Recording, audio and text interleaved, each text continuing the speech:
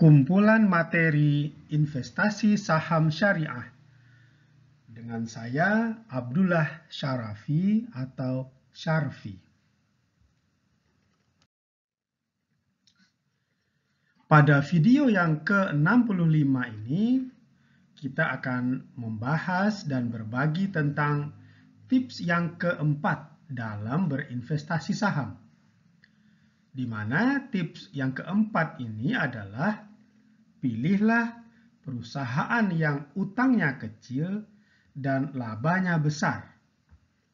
Itulah perusahaan yang menjadi tujuan kita untuk berinvestasi dan membeli sahamnya. Tips yang keempat ini sebenarnya adalah tips yang paling mudah untuk dipahami, yaitu tentang kenapa kita tidak mau perusahaan yang utangnya banyak dan labanya kecil. Sangat common sense. Semua orang tentu juga tahu dan paham alasannya, bukan? Di mana kalau utang suatu perusahaan banyak, artinya perusahaan sibuk bekerja dan perusahaan berusaha keras. Namun hasil dari kerja keras tersebut habis untuk membayar bunga dan membayar pokok utang. Ini yang kita tidak mau. Begitu juga kalau laba perusahaan kecil. Tentu tidak menarik, karena bisa saja investasi yang kita lakukan kalah besar atau kalah sama tingkat inflasi. Artinya kita rugi. Jadi jelas kita tidak mau membeli saham dan ikut memiliki perusahaan yang labanya kecil dan utangnya besar. Ukuran kuantitatif laba yang baik dan utang yang kecil sudah pernah kita bahas pada video-video sebelumnya, yaitu pada video nomor 38, 39, 40, dan video nomor 41.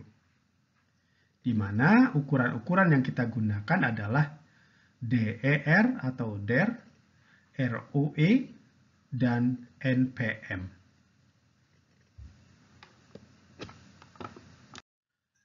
Nah, sekarang dari mana sih kita bisa mendapatkan informasi tentang besaran laba dan tingkat utang perusahaan?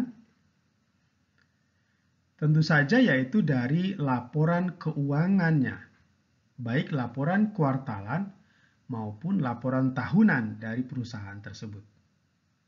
Semua laporan tersebut tersedia dan tersimpan dengan baik di website Bursa Efek Indonesia maupun di website resmi dari perusahaan-perusahaan yang kita pelajari.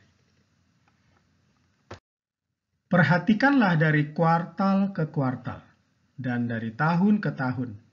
Apakah laba perusahaan bertumbuh dan apakah utang perusahaan menurun?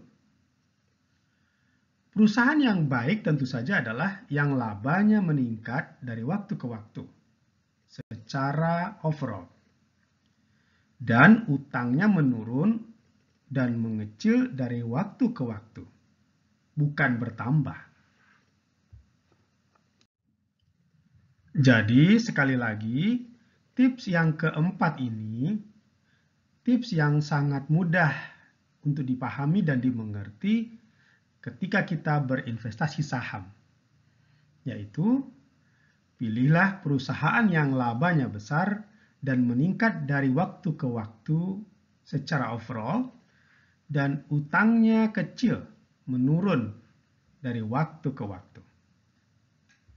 Demikian sedikit berbagi dan paparan kita hari ini. Semoga bermanfaat. Selamat berinvestasi. Sehat dan sukses selalu. Terima kasih.